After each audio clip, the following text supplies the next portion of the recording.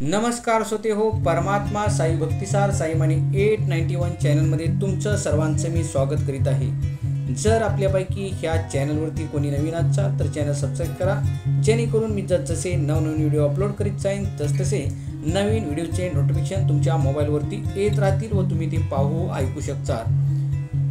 ह्या व्हिडिओमध्ये आपण ज्ञानेश्वरीतील अध्याय 2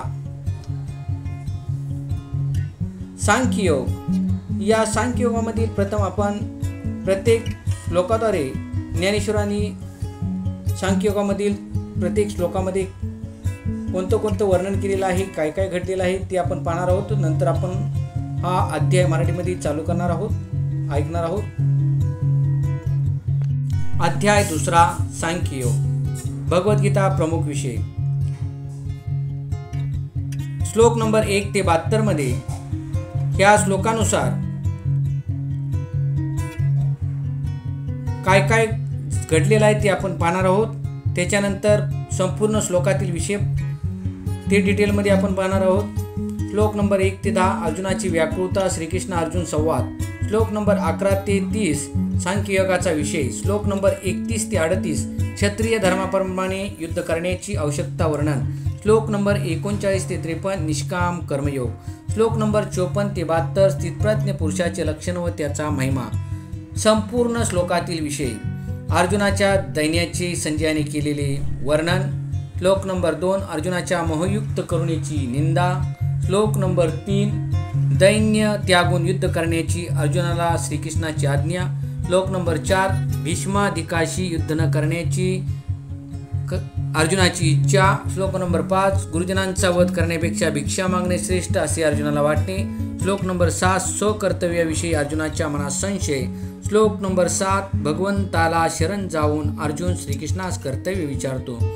श्लोक नंबर 8 त्रैलोक्य मिळाले तरी आपला शोक नाहीसा होणार नाही असे अर्जुनाला वाटणे. श्लोक नंबर 9 मी लढणार नाही असे अर्जुनाने स्पष्ट सांगितले. श्लोक नंबर 10 ते 11 भगवंताने हसून शोक करणे अयोग्य आहे असे अर्जुनास सांगणे. श्लोक नंबर 12 आत्म्याच्या नित्यतेचे वर्णन. श्लोक नंबर 13 धीर पुरुषाची प्रशंसा. श्लोक नंबर 14 इंद्रिय व विषय यांचे संयोग अनित्य असल्याने सहन करण्याची आज्ञा. श्लोक नंबर 15 तितिक्षेचे फल. श्लोक नंबर 16, 17, 18 सत असत निर्णय व स्वरूप. श्लोक नंबर 19, 21 आत्म्याचे स्वरूप. श्लोक नंबर 22 जीवात्म्याचे शरीर परिवर्तन.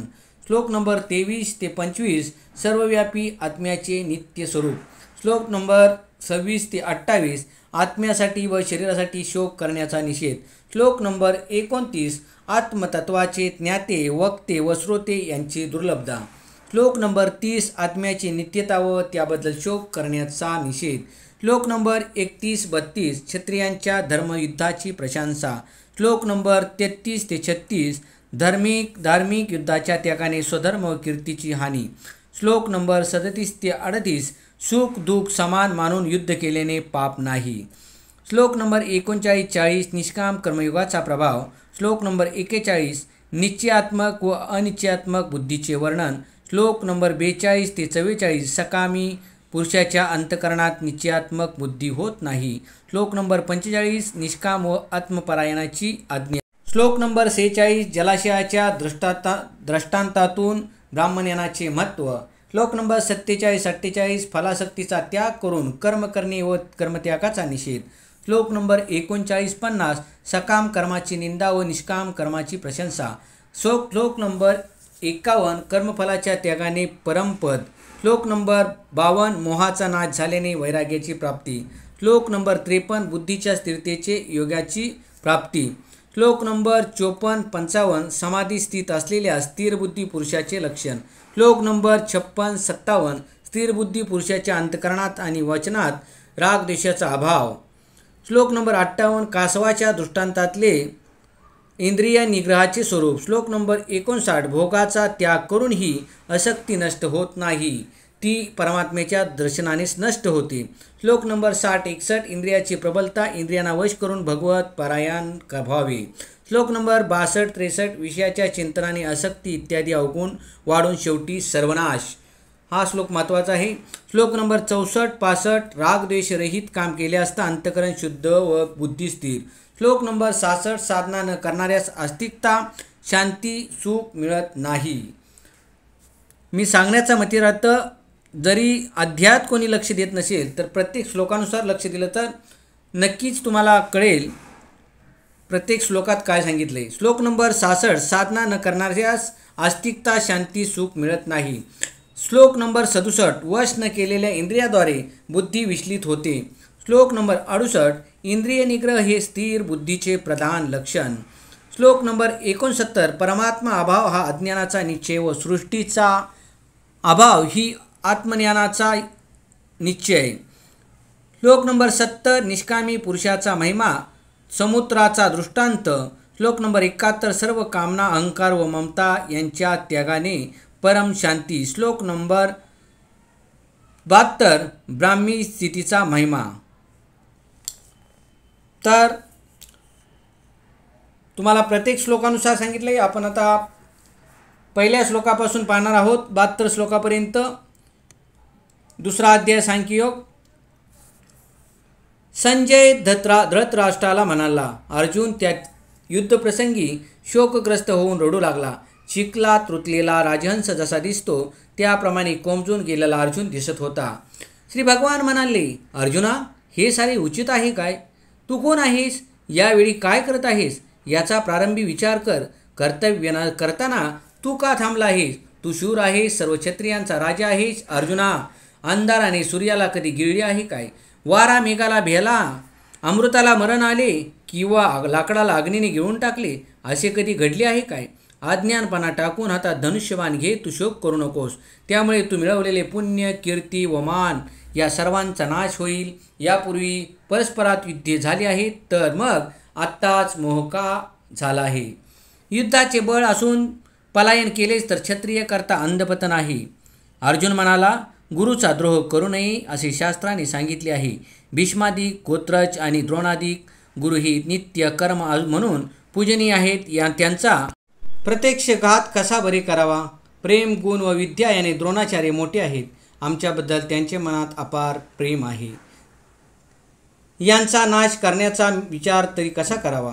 गुरुजनांना मारून राज्य भोगावे हा विचार मनाला पटत नाही. यापेक्षा भिक्षा मागून जगलेले बरे किंवा देश त्याग करून निघून जावे. युद्ध करावे की व करू नये हे आपणच आम्हास सांगावे. माझे चित्त मोहून गेले त्यामुळे मी गोंधळून गेलो आहे. कृष्णा तूच गुरु माता पिता आहेस. तूच आमचे इष्ट देवता आहेस. सर्व काळ रक्षण करणारा तूच आहेस. शोकुळ पाहून माझे मनात जो शोक निर्माण झाला आहे तो तुझ्या उपदेशाशिवाय शांत होणार नाही. याप्रमाणे अर्जुन पुन्हा शोकाने विवळ होऊन म्हणाला की मी आता युद्ध करणार नाही. अर्जुनांचे गेलेले धैर्य पुन्हा कसे निर्माण करावे असा विचार करून श्रीकृष्ण बोलू लागले. अर्जुना तू स्वतःला ज्ञानी म्हणवतोस पण अज्ञानपणा सोडत नाहीस. तुला काही उपदेश करावे म्हटले तर धर्म नीतीच्या गोष्टी तूच सांगतोस. अर्जुना विश्वाचे अस्तित्व किंवा जीवन तुझ्यामुळे आहे काय? विश्वाची निर्मिती अनादी आहे असे श्रुती स्मृतीतून ऐकले जाते ते खोटे आहे काय? विश्वाला चालवणारा सर्व शक्तिमान ईश्वर आहे. त्याचेपासून आकाशादी भूते व जरायुजादी प्राणी निर्माण झाले आहे हे बोलणे खोटे आहे काय? चालू काळात बदल करून विश्वाचे जन्ममरण तुझ्या हाती घेतले आहेस काय? चालू काळात बदल करून विश्वाचे जन्ममरण तुझ्या हाती घेतले आहेस काय? मी कौरवाचा नाश करणार नाही असा जरी तू विचार केलास तरी ते सर्व चिराई होणार आहेत. हे जग स्वभावतः उत्पन्न होते आणि नष्ट होते. हे कालचक्र अनादी काळापासून असे फिरत आले आहे. त्यामुळे भीष्मदिकाविषयी तू शोक कसा करावा? आत्मज्ञान जाणणारे पंडित ज्यांनी देह ठेवला आहे किंवा जे जिवंत आहेत त्या दोघांविषयी शोक करत नाहीत. विवेकी माणसे होणे व जाणे हे भ्रम आहे हे जाणतात.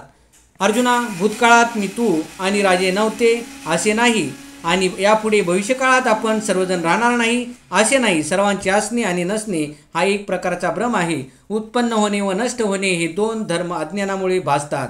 आत्मा हा अविनाशी आहे. जसे वाऱ्याने पाणी हलवले आणि ते तरंगाच्या आकाराचे झाले तर तेथे कोण व केव्हा जन्माला आले, तसे वाऱ्याने हलणे बंद पडले आणि पाणी आपोआप शांत झाले तर तेथे कोण व केव्हा जन्माला आले. शरीर एकच असते, परंतु वयोमानाप्रमाणे कुमार, तारुण्य व वार्धक्य अशा 3 अवस्था प्राप्त होतात. प्रत्येक अवस्थेबरोबर देह नष्ट होत नाही, त्याप्रमाणे एकाच नित्य अशा आत्मचैतन्याच्या ठिकाणी वेगवेगळी शरीरे उत्पन्न होतात व नष्ट होतात. असे ज्याला समजते त्याला दुःख होत नाही. प्रारंभी इंद्रिय विषयाचे सेवन करतात, त्यामुळे सुखदुःखे उत्पन्न होतात आणि इंद्रिय विषयाच्या संबंधाच्या द्वारांनी ती सुखदुःखे अंतःकरणाला व्यापून टाकतात. या विषयाच्या ठिकाणी निश्चित असे एकरूप कधीच नसते. म्हणून कधी दुःख तर कधी सुख अनुभवाला येते. निंदा व स्तुती यात शब्द समान आहेत, परंतु निंदेने राग येतो व स्तुतीने समाधान वाटते. मनुष्य इंद्रियाच्या अधीन होतो तेव्हा त्यास शीत उष्ण द्वंद्वे प्राप्त होतात. या विषयाशिवाय जगात दुसरे काही चांगले नाही असे मानण्याचा इंद्रियाचा स्वभावच आहे. सूर्याच्या किरणामुळे मृगजळाचा भास होतो, त्याप्रमाणे विषयांचा भास होतो व ते अनित्य आहे. अर्जुना, म्हणून तू या विषयांचा त्याग कर. विषयाचा संपूर्ण त्याग जरी करता येत नसला तरी त्याच्याबद्दल आसक्ती ठेवू नको. हे विषय ज्याला अधीन करत नाही तो सुखदुःखाच्या पलीकडे जातो. जो इंद्रिय व विषय यांच्यापासून वेगळा झाला आहे तो ब्रह्मरूप आहे. देहादी विश्वाच्या उपाधीमध्ये सर्वव्यापक चैतन्य हे गुप्त रूपाने आहे, ते सर्वांना कळत नाही. जे अंतःकरणापासून सात्विक आचरण करतात अशा संतांना त्या चैतन्याची सर्वत्र प्रचिती येते. पाण्यात दूध एकरूप होऊन मिसळलेले असते, परंतु राजहंस त्या पाण्यातून दूध निवडून वेगळे करतो. त्याप्रमाणे संत जीवनातील सत्य तत्व शोधून काढतात.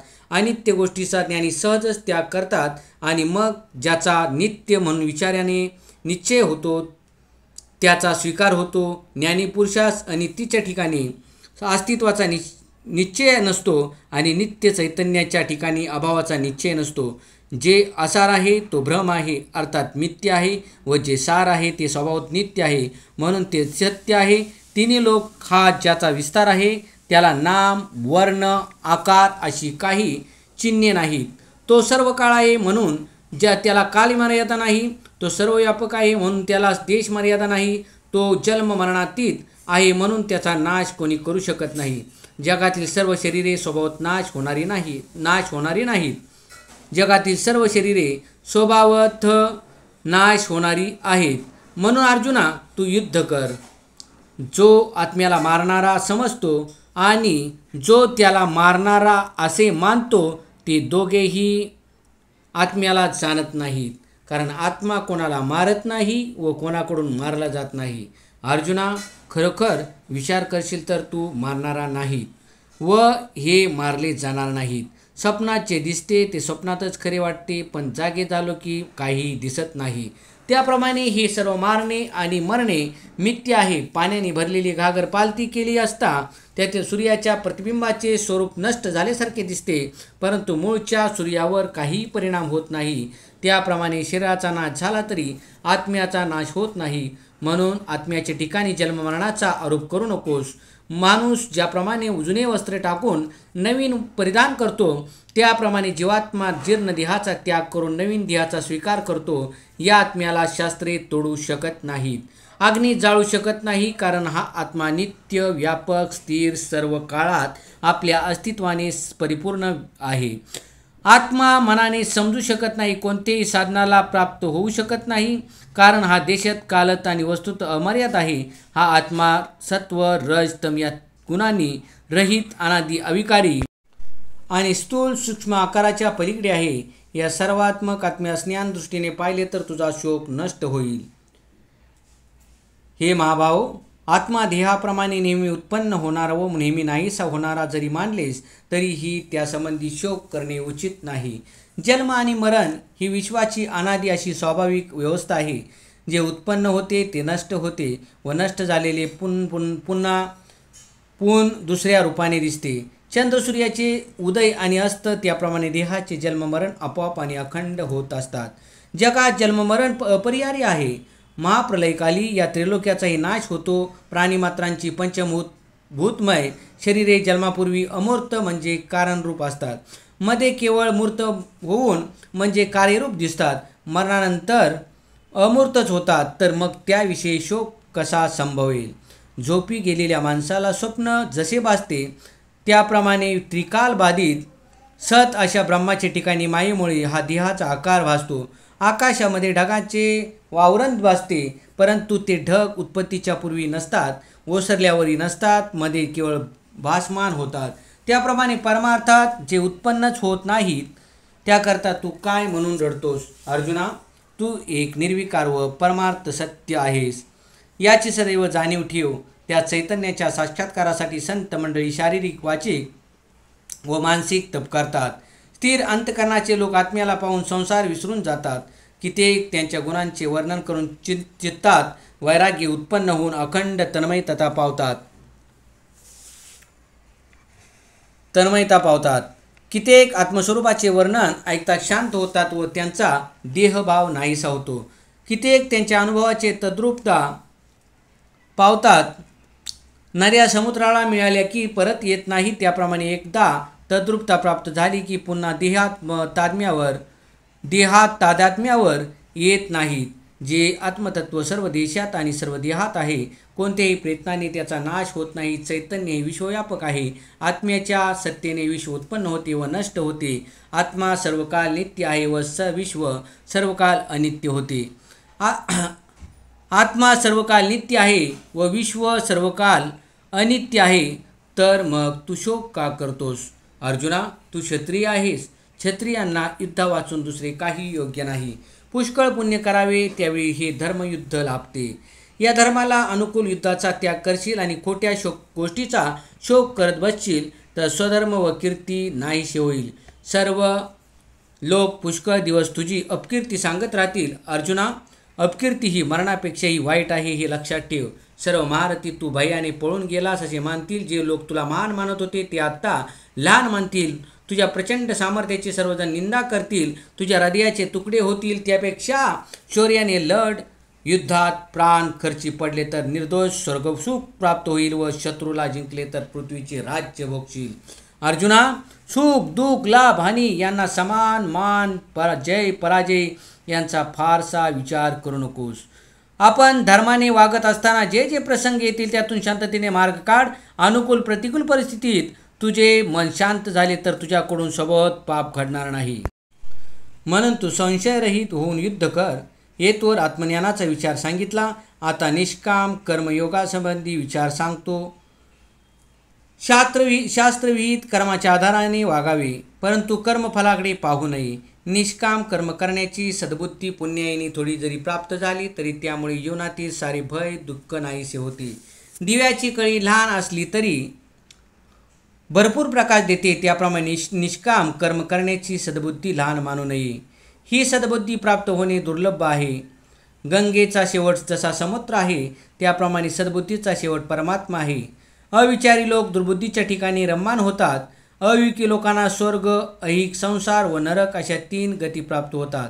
आत्मसुख मिळत नाही. जे स्वर्गसुखाची भाषा बोलतात ते दुर्बुद्धी असलेले लोक आहेत. वेदात सांगितलेले विधी, निषेध, मंत्र यांच्या आधाराने बोलतात, परंतु अंतःकरणात भोग लालसा असते. वेद हे 3 गुणांनी व्यापलेले आहेत. उपनिषदे सात्विक आहेत व इतर वेदभाग रज तम गुणात्मक आहे. वेदात सांगितलेले सकाम कर्म सुखदुःखाला कारण आहे. अर्जुना, तू 3 गुणाच्या पलीकडे जा. मी आणि माझे असे कधी म्हणू नकोस. आत्मसुख जगात सर्वश्रेष्ठ आहे व त्यावर पूर्ण विश्वास ठेव. वेदाने अनेक गोष्टी सांगितल्या असल्या तरी आपले कल्याण कशात आहे हे शोधावे. खरे ज्ञानी वेदातील सार समजून घेतात. शब्दाच्या मागील भाव जाणावा. अर्जुना, तुझा अधिकार कर्मातच आहे. तू फलाची इच्छा करू नकोस. कर्म न करण्याविषयी अथवा शास्त्राविरुद्ध कर्म करण्याविषयी तुझी आसक्ती नसावी. मन सम व शांत ठेवून फळाची आसक्ती न धरता त्या कर्मात चित्त ठेवून कर्मे कर. सर्व कर्म आदिपुरुष परमात्म्यास अर्पण केले तर ते सहज परिपूर्ण होते. सिद्धी अथवा असिद्धी याबद्दल समता बाळगावी. चित्ताची समता हेच योगाचे स्वरूप आहे. या योग स्वरूपाची ज्ञानी लोकांनी प्रशंसा केली आहे. सिद्धी व असिद्धीमध्ये चित्ताचे साम्य हेच कर्मयोगाचे सार आहे. कर्मयोगात मन आणि बुद्धीचे ऐक्य झालेले असते. सकाम कर्मातील फलाची इच्छा आणि कर्तव्याचा अभिमान या 2 गोष्टी गेल्या की जे शिल्लक राहते ते कर्मयोगाचे स्वरूप असते. अर्जुना, बुद्धियोग हाच मोक्षाचा आधार आहे. तेथे तू मनाने स्थिर हो व फलाच्या इच्छेचा त्याग कर. असे लोक पाप पुण्याच्या पलीकडे गेलेले असतात. जे कर्म करून कर्मफलाशास स्पर्श करीत नाही, त्यांचे जन्म मरणाचे विचार नष्ट होतात, अखंड आनंद शिल्लक राहतो. आत्मज्ञानाचा दीप हृदयात प्रकट झाला की मन नाहीसे होईल. यावेळी आणखी काही जाणावे अथवा मागे जाणलेल्या विषयाचे स्मरण करावे हा विचार राहणार नाही. बुद्धीमध्ये पूर्ण स्थिरता आली की जीव ब्राह्मक्य स्वरूप योगास प्राप्त होईल. अर्जुन म्हणाला, कृष्णा, स्थितप्रज्ञ कोणाला म्हणावे? तो कसा ओळखावा? जो अखंड समाधी सुख भोगतो त्याला कोणत्या लक्षणांनी जाणावे? तो कोणत्या अवस्थेत असतो? कशा प्रकारे व्यवहार करतो? अंतःकरणातील विषयाची आशा आत्मसुखाला बाधा उत्पन्न करते. विषयाची आशा समूळ जाते. त्याचे मन आनंदाच्या ठिकाणी स्थिर राहते. तो पुरुष स्थितप्रज्ञ होय. नाना प्रकारची दुःखे प्राप्त झाली तरी ज्याचे मनात उद्वेग येत नाही व वैषयिक सुखाच्या इच्छेत जो अडकला जात नाही, त्याचे ठिकाणी काम क्रोध हे नसतात. कोणत्याही काळी त्याला भय नसते, कारण तो आत्मरूपाने विश्वव्यापक बनलेला असतो. असा जो स्वरूपाने अमर्याद झालेला असतो, तो देहादी उपाधीच्या पलीकडे गेलेला असतो, त्याला स्थितप्रज्ञ म्हणतात. तो सर्वाविषयी समान असतो. चंद्र जसा समप्रमाणात सर्वांना शांत प्रसन्न प्रकाश देतो, त्याप्रमाणे जो सर्वांना प्रेमाचा समान प्रकाश देतो, जो दयाळू असतो व चित्तात सदैव शांती असते, चांगले वाईट जे प्राप्त होईल त्याचा जो आनंदाने स्वीकार करतो, त्याला आत्मज्ञान पूर्ण रूपाने समजले आहे. जो अखंड समाधी सुखात आहे तो स्थितप्रज्ञ होय. ज्याप्रमाणे कासव प्रसन्न असताना आपले अवयव पसरते व इच्छेप्रमाणे आपले अवयव आवरते, त्याप्रमाणे ज्याची इंद्रिय ताब्यात आहे तो स्थितप्रज्ञ होय. परब्रह्माचा साक्षात्कार झाला म्हणजे रस हा विषय देखील रसेंद्रियापासून निवृत्त होतो. मी ब्रह्म आहे असा अनुभव जेव्हा येतो त्यावेळी देह तादात्म्य नष्ट होते व इंद्रिय विषयाला विसरतात. इंद्रिय निग्रह करण्याचा प्रयत्न केला तर इंद्रिय मनाला विषयाकडे ओढून नेतात. विषयाची आसक्ती सोडून जो इंद्रियाचे दमन करतो, जो आत्मज्ञानात पूर्ण रंगतो, हृदयातील भगवंताला कधी विसरत नाही, तो स्थितप्रज्ञ होय. अर्जुना, हृदयामध्ये विषयाची नुसती आठवण जरी निर्माण झाली तरीही सर्वसंग केलेल्या पुरुषाला सुरुवातीला आसक्ती होते. या आसक्तीमुळे मनात कामनांचे विचार निर्माण होतात. कामनेमध्ये बाधा निर्माण झाली की क्रोध प्रकट होतो. क्रोधामुळे कर्तव्य यांचा विसर पडला जातो. अज्ञानाचा अंधकार पसरतो. बुद्धीला कोणताच विचार न सुचल्यामुळे हृदय व्याकुळ होते. बुद्धीला अनेक प्रकारचे भ्रम होतात. शास्त्रांचे ज्ञान नाहीसे होते. अर्जुना, अग्नीची लहानशी ठिणगी इंधनाला लागली की तो अग्नी मोठा होतो व त्रिभुवनात चढावयास पुरू शकतो. त्याप्रमाणे विषयाचे थोडे जरी चिंतन मनाकडून घडले तरी माणसाचे संपूर्णपणे अंधपतन होते. सर्व विषय मनापासून त्यागावेत. त्यामुळे राग द्वेष सहजच नष्ट होतात. राग द्वेष नष्ट झाल्यावर इंद्रिय ही विषयात रममाण झाली तरी बाधा निर्माण होत नाही. सूर्यकिरणाच्या हाताने जगाला स्पर्श करतो पण जगाच्या सांसर्गिक दोषाने लिप्त होत नाही. जो आत्मरूपाने विश्वव्यापक होतो त्याची प्रज्ञा स्थिर होते. अर्जुना, चित्ताची प्रसन्नता ठेवली की तेथे दुःख प्राप्त होत नाही. पोटात अमृताचा झरा निर्माण झाला की भूक ताण लागत नाही. त्याप्रमाणे चित्त प्रसन्न झाले की दुःख नाहीसे होते. निवाऱ्याच्या ठिकाणची दिव्याची ज्योत कंपायमान होत नाही. त्याप्रमाणे या अवस्थेत प्रज्ञा स्थिर असते. इंद्रिय, मन आणि बुद्धी यांच्या स्थैर्याचा जो विचार करीत नाही तो विषयात अडकून बसतोच. त्यामुळे शांती लाभत नाही. जेथे शांती नाही तेथे सुख लाभणार नाही. जसे पापी माणसास मोक्ष लाभत नाही तसे अशांत माणसास सुख लाभत नाही. मनाची अशांतता हेच दुःखाचे सार आहे. सुखाकरता मनोनिग्रह व मनोनिग्रहासाठी इंद्रियाचे दमन करावे. विषयाकडे इंद्रिय सोरपणे गेले असता जे मन त्यांच्या मागे जाते ते पाण्यातील नावेला भलतीकडे नेणाऱ्या वाऱ्याप्रमाणे अनिग्रही पुरुषाच्या बुद्धीला भलतीकडे नेते. अर्जुना, सिद्ध पुरुषाने सहज लिलेने इंद्रियाचे लाड पुरवले तरीसुद्धा तो सांसारिक दुःखात अडकला जातो. आपली इंद्रिय आपल्या स्वाधीन होणे हेच खरे जीवनाचे साफल्य आहे. कासव ज्याप्रमाणे प्रसन्न असताना आपले अवयव पसरीत असते किंवा इच्छेप्रमाणे आवरीत असते, त्याप्रमाणे ज्याची इंद्रिय आधी स्वाधीन असतात आणि त्याच्या म्हणण्याप्रमाणे वागतात त्याची प्रज्ञा स्थिर होते. सर्व लोक स्वरूपाविषयी अज्ञानाने झोपी गेलेले असतात. त्याविषयी ज्याला ज्ञानाने उजाडलेले असते आणि सर्व प्राणी ज्याविषयी भोगाच्या व्यवहाराविषयी जागे असतात त्याविषयी हा झोपी गेलेला असतो. अशा प्रकारे जो वागत असतो तोच परमार्थात देहादी उपाधीने रहित, तोच स्थितप्रज्ञ, तोच व्यापक व तोच मुनीश्वर आहे. समुद्राला नद्या मिळाल्या तरी तो मर्यादा सोडत नाही व नद्या आटल्या आणि त्यामुळे समुद्राला मिळाल्या नाहीत तरी समुद्र कमी होत नाही. त्याप्रमाणे मुक्त पुरुषाला ऋषी सिद्धी प्राप्त झाली तरी त्याला हर्ष होत नाही. इथं रिद्धी सिद्धी आहे व प्राप्त झाली तरी तो दुःखी होत नाही. विषयाची इच्छा करणारा नेहमी दुःखी होतो. जो पुरुष मनातील सर्व विषय त्याग करून निरीच्य ममता रहित अहंकार रहित होतो तो विश्वास एकरूप होऊन सर्वत्र अखंड शांतीने संचार करतो. साऱ्या विश्वासी पोकळीशी एकरूप होणे ही अवस्थाही अमर्याद आहे. प्राण त्यागता नाही या अवस्थेत स्थिर राहून स्थितप्रज्ञ विदेह कैवल्य पदाला प्राप्त होतात. पुंडलिकावृत श्री ज्ञानदेव तुकाराम पंढरनाथ महाराज गोपाळकृष्ण महाराज सांबशिव महादेव कैलासपती. द्वितीय अध्याय संपन्न. तर श्रोते हो, हा दुसरा अध्याय इथे ज्ञानेश्वरीतला संपलेला आहे. मी याच्यामध्ये तुम्हाला सुरुवातीला श्लोकानुसार वर्णन सांगितलेलं आहे. मी अध्याय चालू असताना श्लोकमध्ये ओवी नंबर सांगत नाही, आधीच सांगितलेला आहे श्लोक नंबर वगैरे.